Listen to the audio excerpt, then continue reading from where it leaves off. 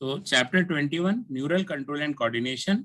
अब हमें इसमें पढ़ना क्या क्या है, देखिए हमें इसमें पढ़ना है यहाँ पर सबसे पहले न्यूरल सिस्टम, ठीक है, न्यूरल सिस्टम। उसके बाद ह्यूमन का न्यूरल सिस्टम पढ़ना है, मतलब पहले जनरल पढ़ना है सभी एनिमल्स में, फिर न्यूरॉन का structure and function unit of neural system, neuron होती है वो पढ़ना है, फिर सीएनएस पढ़ना है, फिर रिफ्लेक्स एक्शन पढ़ना है, और सेंसरी में रिसेप्शन एंड प्रोसेसिंग। आप जानते हो कि रिसेंटली मैंने आपको आई और ईयर पढ़ाया था, और बाकी जो न्यूरल सिस्टम है, ह्यूमन न्यूरल सिस्टम, उसके 3 लेक्चर अपलोड भी है, वीडियो लेक्चर, जो आपने पढ़ लिए होंगे पहले ही, ठीक है। क्योंकि आपने पढ़ लिया है तो आगे हम डिस्कस कर सकते हैं, आसानी से तेजी से कर सकते हैं। और इस पे क्वेश्चन भी दिया था, इसी जो पेज आप देख रहे हो उस पर आपको टेस्ट में क्वेश्चन मिला था। As he know the function of organ system in our body must be coordinated to maintain homeostasis। जितने भी फंक्शंस हैं हमारे बॉडी में ऑर्गन्स के, ऑर्गन सिस्टम के, उनको कोऑर्डिनेट करना चाहिए आपस में, तभी होमोस्टेसिस रह पाएगी। कोऑर्डिनेशन का डेफिनेशन इसने दिया है। What is coordination? देखिए, coordination is the process through which 2 or more organs interact and complement the function of one other. जिससे 2 ऑर्गन आपस में इंटरैक्ट करते हैं और एक दूसरे के फंक्शन को कॉम्प्लीमेंट करते हैं। For example, when we do physical exercise. अब फिजिकल एक्सरसाइज का इसने एग्जाम्पल बताया कि जब हम करते हैं फिजिकल एक्सरसाइज तो कितनी सारी चीजें बढ़ जाती हैं अपने आप। उसके लिए आपको कॉजियस एफर्ट नहीं करना पड़ता कि आप खुद से हार्ट बीट बढ़ाएं कि अरे बढ़ा दो, अब रेस्पिरेशन बढ़ाएं। देखिए वो सब अपने आप होता है। कैसे? When you do physical exercise, energy demand is increased for maintaining an increased muscular activity. The supply of oxygen is also increased. The increased supply of oxygen necessitates an increase in the rate of respiration. Respiration को भी बढ़ना होता है। Heartbeat and increased blood flow via blood vessels. ये सारी चीजें बढ़नी चाहिए जब एक्सरसाइज करते हैं। तो when physical exercise is stopped, the activities of nerves, lungs, heart, kidney gradually return to their normal. Immediately नहीं, ये पॉइंट आपको ध्यान रखना है। ये जैसे ही आप स्टॉप करते हैं तो ऐसा नहीं स्टॉप करते खट से हार्ट बीट तुरंत एकदम नॉर्मल हो जाती है, लंग्स नॉर्मल हो जाते हैं। आप भागते हुए आते हैं तो बहुत देर तक रुकने के बाद भी हाँफते रहते हैं, आप हाँफते रहते हैं, आप हाँफते रहते हैं, धीरे धीरे वो नॉर्मल होती है। तो ये बात बहुत इंपॉर्टेंट है। इसको कह सकता है कि यही सेंटेंस लिख के आपके सामने ऑप्शन में दे सकता है कि they immediately return to their normal condition. तो आपको भी वो भी सही लगेगा, जबकि ऐसा नहीं है। ये लाइन बता रही है, इससे आपको समझ में आना चाहिए कि ग्रेजुअली वो नॉर्मल होता है, एब्रप्टली नॉर्मल नहीं होता, अचानक से खट से नहीं रुक जाता। मेरे ख्याल से इस बात पे आपने ध्यान दे दिया होगा इस लाइन पे। This is very important line, ठीक है। तो यहाँ पर इसका मतलब ये हुआ कि the functions of muscle, lung, heart, blood vessel, kidney and other organs are coordinated. वो coordinate करते हैं आपस में मिलकर while performing physical exercises. In our body, the neural system and the endocrine system jointly coordinates and integrate all the activities of the organs so that they can function in a synchronized manner. इसका मतलब एक साथ time के साथ synchronise manner में function करें। ये बात इंश्योर करने वाली ये 2 सिस्टम है, neural system and endocrine system, ठीक है। The neural system provides an organized, जिस लाइन पे मैंने क्वेश्चन दिया भी हुआ है, organized network of point to point connection for a quick coordination। ये point to point connection देता है quick coordination के लिए। जबकि the endocrine system provides chemical integration through hormones। In this chapter you will learn about the neural system of human, mechanism of neural coordination like transmission of impulse, impulse conduction across synapse। ये सब चीजें आप यहाँ पर पढ़ेंगे, ठीक है, इस चैप्टर के अंदर। And the physiology of reflex action वो भी आप पढ़ेंगे, यही चीजें से बताया। न्यूरल सिस्टम की बात करते हैं सबसे पहले। Neural system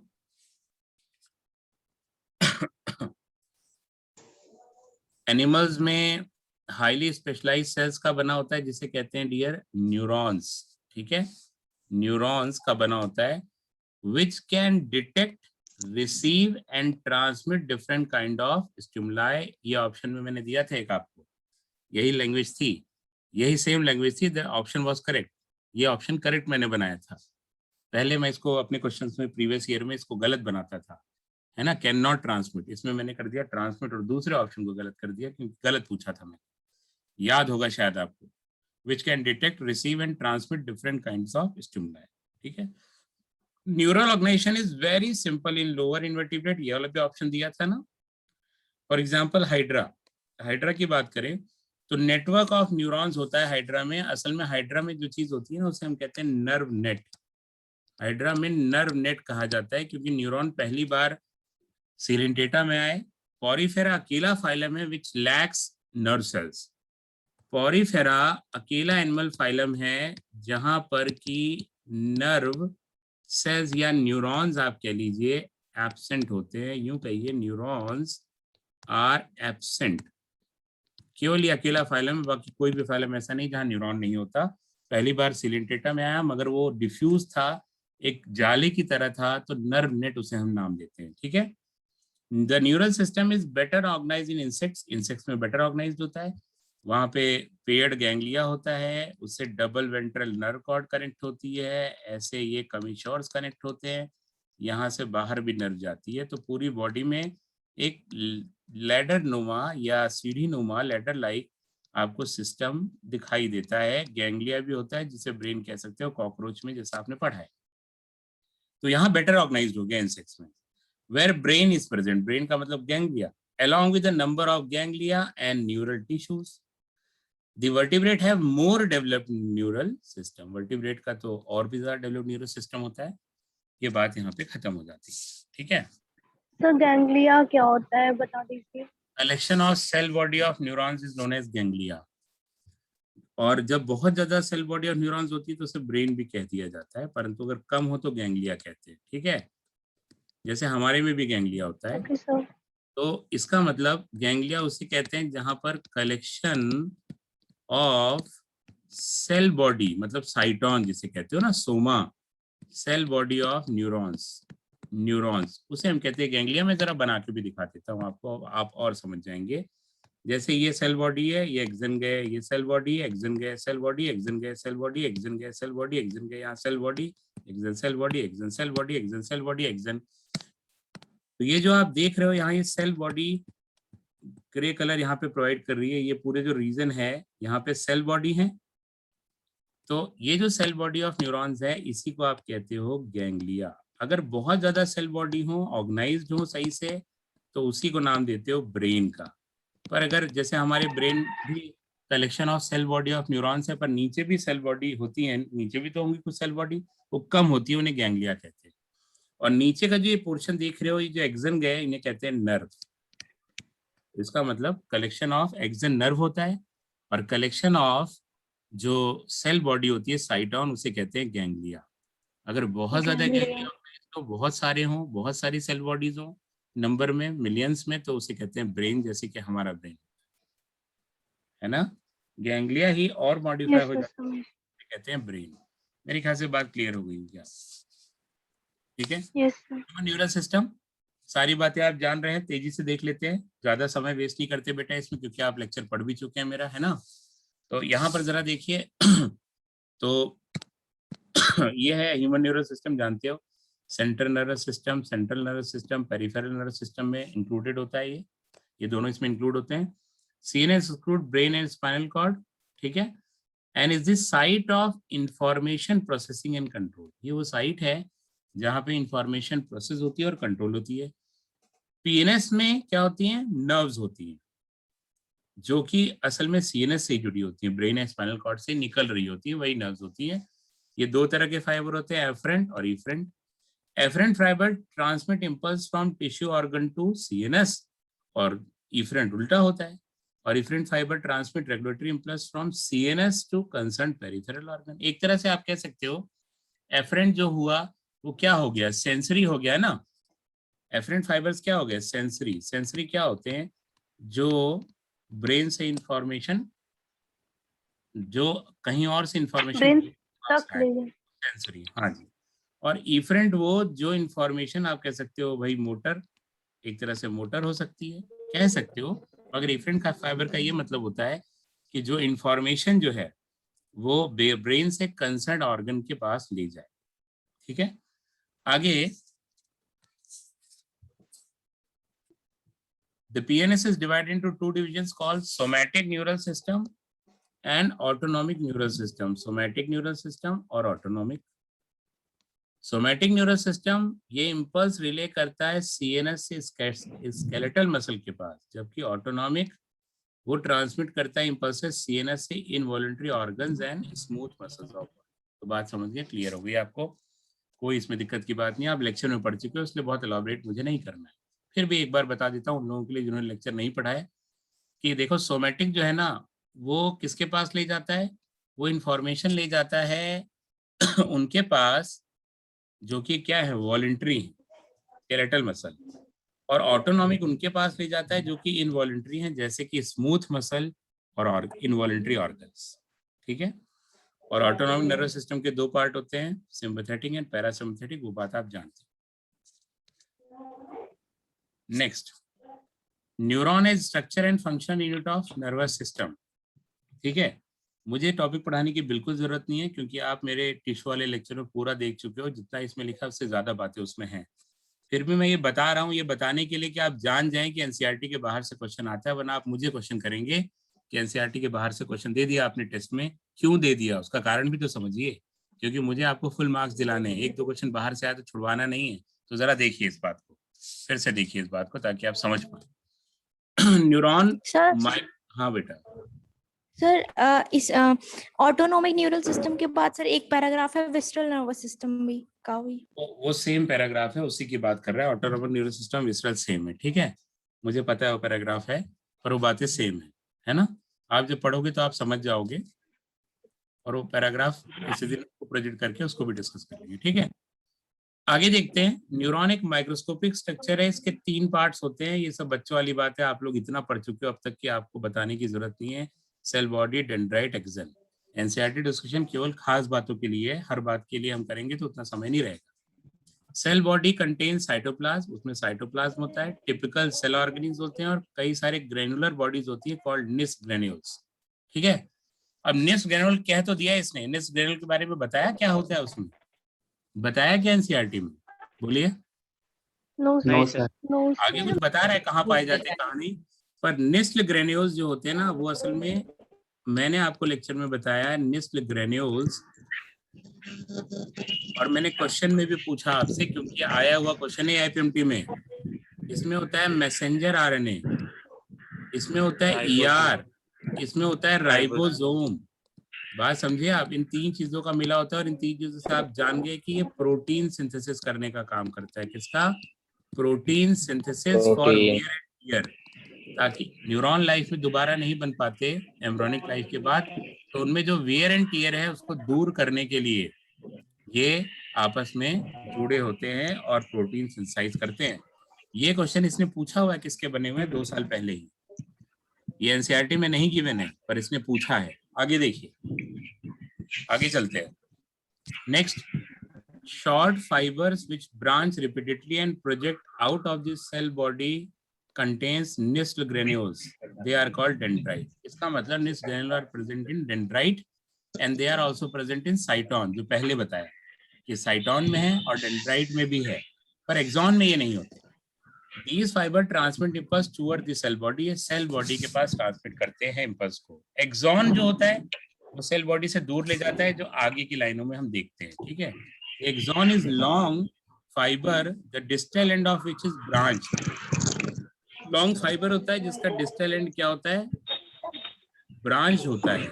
each branch terminates in a बल-लाइक structure called synaptic knob. बेटा माइक ऑफ कर लो बच्चा आप अपना, इसका भी ऑन है please. Which possess synaptic vesicles containing chemicals called neurotransmitters. तो उसके एंड में न्यूरोट्रांसमीटर होते हैं, इसीलिए इम्पल्स को एक्सॉन ही किसी और को ट्रांसफर कर सकता है, कोई और ट्रांसफर नहीं कर सकता, क्योंकि neurotransmitters are present only at the end of axon. Axon transmit nerve impulse away from the cell body to a synapse और टू अ न्यूरोमस्कुलर जंक्शन। वो किसी और न्यूरॉन को दे सकता है या वो मसल को भी दे सकता है, क्योंकि मसल भी न्यूरॉन के बाद एक्साइटेटरी होती है। तो ये एक्सॉन या तो किसी दूसरे न्यूरॉन को देगा इम्पल्स, या फिर ये जो है ना, ये इम्पल्स दे सकता है किसे, ये इम्पल्स दे सकता है मसल को भी, ठीक है। Based on the number of axon and dendrite, आगे देखिएगा, ध्यान दीजिएगा, फिर मैं बता रहा हूं आपको कि ये बोलता है कुछ पर पूछता है कुछ। Based upon the number of axon and dendrite, neurons are divided into 3 types. Multipolar, जिसमें एक एक्सन कई सारे डेंड्रॉन, जो कि सेरेब्रल कॉर्टेक्स में पाया जाता है। बाइपोलर, एक एक्सन और एक डेंड्रॉन, ये पाया जाता है रेटिना में और नेजल एपिथेलियम में भी। यूनिपोलर, जिसमें सेल बॉडी हो और केवल एक्सन हो, डेंड्राइट ना हो। Found used in embryonic stage, वहां डेवलपमेंटल स्टेज में इसकी जरूरत होती है। क्या लिख रहा है? 3 टाइप के पाए जाते हैं, लिख रहा है कि नहीं लिख रहा, बताइए। Yes sir. Yes, sir. इसने क्या कहीं भी चर्चा Yes, की sir. चौथे टाइप की, सीडो यूनिपोलर? नहीं सर। नहीं No, की। sir. और इसने ये पूछा, ये भी रिसेंट बात है, 2 साल पहले की, बहुत पुरानी बात नहीं है, जब से पेपर आसान आ रहे तब से बात कर रहा हूं मैं। और इसने पूछा सीडो यूनिपोलर न्यूरॉन कहाँ पाए जाते हैं। सीडो यूनिपोलर यूं होता है जिसमें लगे कि एक ही है ब्रांच, मगर आगे कुछ दूर जाके वो 2 में डिवाइड हो जाती है, तो इसे कहते हैं सीडो यूनिपोलर। जो पाया जाता है dorsal root ganglion, ganglion of spinal cord. ये क्वेश्चन इन्होंने पूछा है, मैं आज से नहीं पढ़ा रहा, 15 साल से पढ़ा रहा हूँ ये टॉपिक, सीडो यूनिपोलर बता रहा हूँ। उसने 2 साल पहले पूछा कि नहीं पूछा। अब आप कहोगे सर एनसीईआरटी के बाहर से क्वेश्चन आ गया, सीडो यूनिपोलर तो एनसीईआरटी में गिवन ही नहीं है, तो एग्जाम में भी तो आया, उठा के देखिएगा आप पेपर। सीडो यूनिपोलर पूछा और यहाँ केवल 3 टाइप के बताए इसने, जबकि 4 टाइप के होते हैं। और इसने चौथा पूछा आपसे, जबकि चौथे की चर्चा भी नहीं की, बोला भी नहीं कि चौथा कुछ होता है। क्या मेरी बात समझ गए बेटा आप? Yes Yes, sir. sir. अभी इतनी सी देर में Yes, 2 sir. क्वेश्चन आ गए, रिसेंट ईयर्स में 2 साल पहले 2 क्वेश्चन आ गए जो एनसीईआरटी में कहीं कुछ नहीं लिखा उसके बारे में, इतनी सी देर में। आगे और आएंगे, अभी मैं आपको कम से कम 5 क्वेश्चन ऐसे बताऊंगा रिसेंट ईयर्स में जो न्यूरॉन वाले चैप्टर में कहीं लिखे ही नहीं है, पर वो क्वेश्चन पूछे हैं एआईपीएमटी या नीट में, जब एआईपीएमटी था तब या नीट हुआ तब। ठीक है, तो मेरे ख्याल से बात क्लियर हो गई आपको, और ये बात भी क्लियर हो गई कि कुछ बातें एक्स्ट्रा पढ़नी चाहिए, उससे लगी हुई जुड़ी हुई एनसीईआरटी की, और वो मैं पढ़ाता रहूंगा आपको, क्योंकि मैं आपको गलत नहीं करने दूंगा क्वेश्चन। ये याद रखिएगा, यूनिपोलर कहाँ पाया जाता है, मल्टीपोलर कहाँ, बायोपोलर, क्योंकि पूछा जाएगा। ठीक है, इसके बाद ये बता रहा है कि जो है आप देख रहे हैं, there are 2 types of axon, 2 तरह के एक्सन होते हैं। एक माइलिनेटेड, जिनके ऊपर माइलिन शीथ होती है जो स्वान सेल बनाता है, और दूसरे नॉन माइलिनेटेड, आप जानते हैं, जिन पे माइलिन शीथ नहीं होती। Non-myelinated nerve fibers are enveloped with Schwann cells, which forms a myelin sheath around axon. The gap between 2 adjacent myelin sheaths are called nodes of Ranvier. Myelinated nerve fibers are found in spinal and cranial nerves.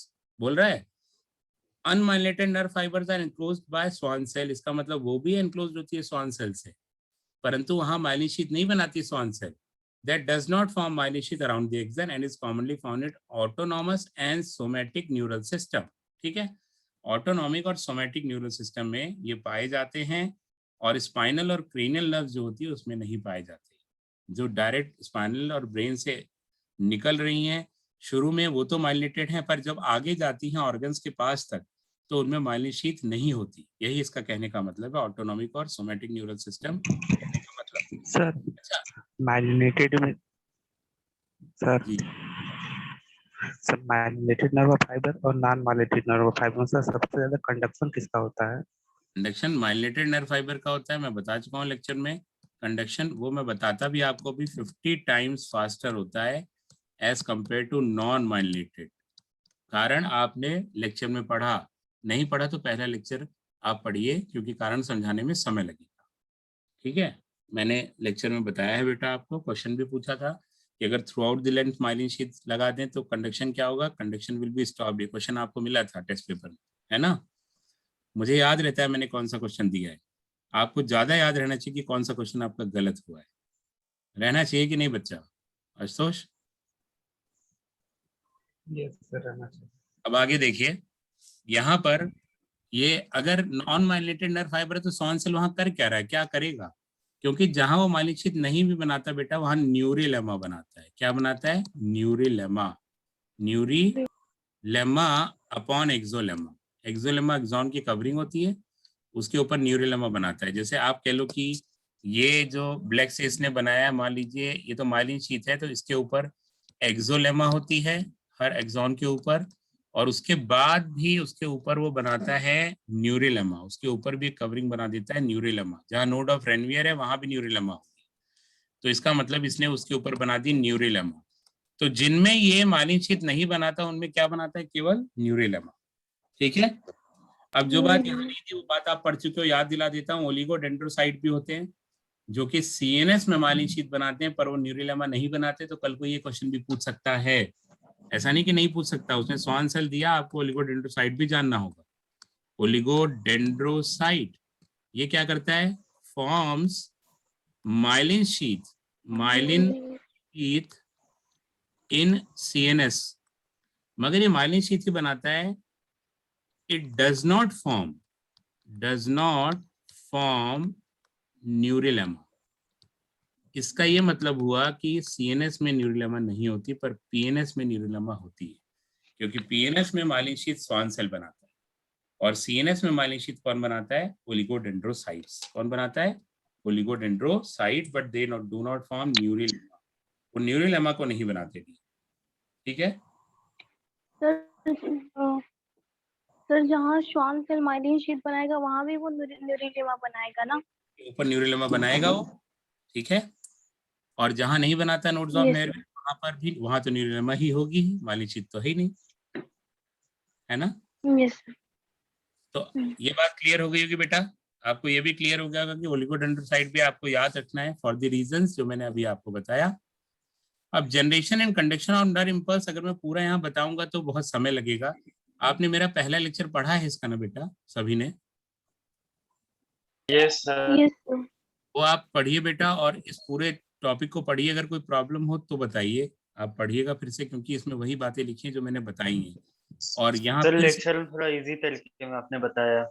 हाँ वो easy है, यहाँ भी easy ही लिखा हुआ है। आप लाइनें पढ़ेंगे आपको समझ में आ जाएंगी, आप उसको 2 बार पढ़िए आपको समझना है तो, क्योंकि मैं इसको डिस्कस करूंगा तो पूरा टाइम इसी में खत्म हो जाएगा बच्चा। और मैं बता चुका हूँ आपको, समझा चुका हूँ सारा चीज, मुझे दोबारा पूरा समझाना पड़ेगा, तो पूरा लेक्चर ही खत्म हो जाएगा इसी में। आपके सामने ये लाइंस हैं बेटा, अगर आपको किसी पर्टिकुलर लाइन में कंफ्यूजन हो आपके सामने जो है तो वो मैं समझा देता हूँ, आपको ज्यादा आसान रहेगा, ज्यादा बेनिफिशियल रहेगा। इन स्पाइट ऑफ दैट मैं पूरी बात दोहराऊं, क्योंकि मैं दोबारा से दोहराऊंगा पूरी बात तो हो सकता है जो बात आपको समझ में नहीं आती वो भी इसमें कवर ना हो पाए। ठीक है बच्चा, आप देख लीजिए आपके सामने लाइन है, I am ready to help you. आप बताइए किसी लाइन में कोई प्रॉब्लम होती है, उस लाइन का समझ में नहीं सर आता? बस थोड़ा थोड़ा बता दीजिए सर, पोलराइजेशन डीपोलराइजेशन डीपोलराइजेशन। ये सब बता चुका हूँ बेटा मैं, थोड़ा थोड़ा तो कुछ नहीं होता ना, थोड़ा थोड़ा। आपने लेक्चर पढ़ा नहीं क्या? लेक्चर तो बेटा मैंने सेंड कर रखा है, आप लेक्चर पढ़िए बेटा। फिर तो ऐसे ही चैप्टर खत्म होते होते बहुत समय लग जाएगा। आपकी जिस लाइन में प्रॉब्लम है वो पूछिए। आप कहना चाह रहे हो कि मैं दोबारा पढ़ा दूं वही जो आपने पढ़ा है? मैं तिबारा होगा तो तिबारे भी कई लोग पढ़ लेंगे, स्टूडेंट का नेचर जानता हूं मैं। तो उससे क्या लॉस होगा आपका। आप वो पंक्तियां पूछिए बच्चा जिसमें आपको प्रॉब्लम है, तो ज्यादा आपको फायदा होगा, है ना। पूरा बताऊंगा तो मैं पंक्तियों पे स्ट्रेस नहीं दे पाऊंगा, उन लाइंस पे स्ट्रेस नहीं पाऊंगा जिसमें you are facing more problem. Meanwhile दोबारा ज्वाइन कर लीजिएगा अगर मीटिंग एंड हो जाती है जो होने वाली है, तो है ना, फिर इस पे चर्चा करते हैं। दोबारा ज्वाइन कर लीजिए क्योंकि समय खत्म हो जाएगा, दोबारा ज्वाइन करते हैं फिर यहीं से चालू करते हैं बेटा, ठीक है।